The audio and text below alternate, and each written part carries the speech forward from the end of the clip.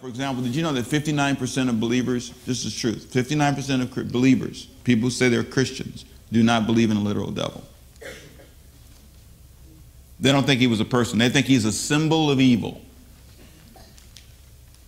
Our minds are going in the wrong direction.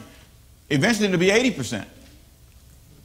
So even when you say things like the devil, they don't believe you. You're not talking about a person. You're talking about a symbol, like a sign, like a yield sign, or it's not a person.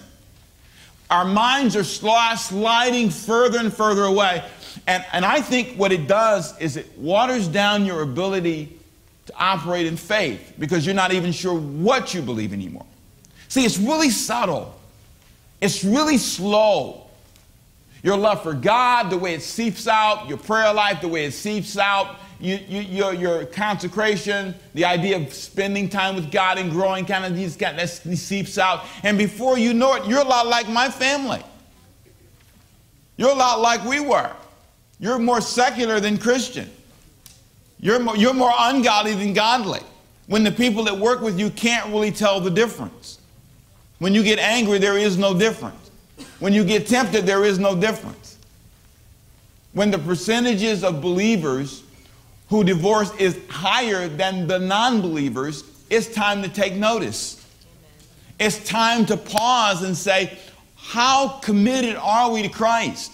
It's when the believers can't be candid and honest and transparent and open. And I'm telling you, and I'm going to prophesy this, there's a train of trouble coming because the enemy is mounting an attack, and you see it around the world. There's this whole spirit, and I'm not picking on anybody, but I'm telling you, there's persecution around the world starting to happen in other parts of the world. Christians are being persecuted again in large numbers in China and various other countries, and there's a tremendous tendency to be hostile, even in our government. If you listen to the news, if you listen to the way they're talking now, they're mocking you for having moral standards. They're mocking you for not being open-minded. You can't say certain things anymore because you're viewed as narrow-minded. In Europe, there are laws against preaching certain things. You can't just say certain things. You can't just defend your faith. You have to be careful how you say it. There are groups, and especially in London, there are groups, it's called the Charity Commission. They control churches. They own the Queen owns all the church properties. That's the truth. They do. And I'm not saying that they're bad or anything. I'm just making a point that our country is headed in a new direction. And so you have to pause when you deal with the banks, when you deal with people now. There's a bit of a, well, we can handle you a little bit better now. You know what I'm saying? It's not the fear and the reverence there used to be. There's still some, but the country is shifting. The attitudes are shifting.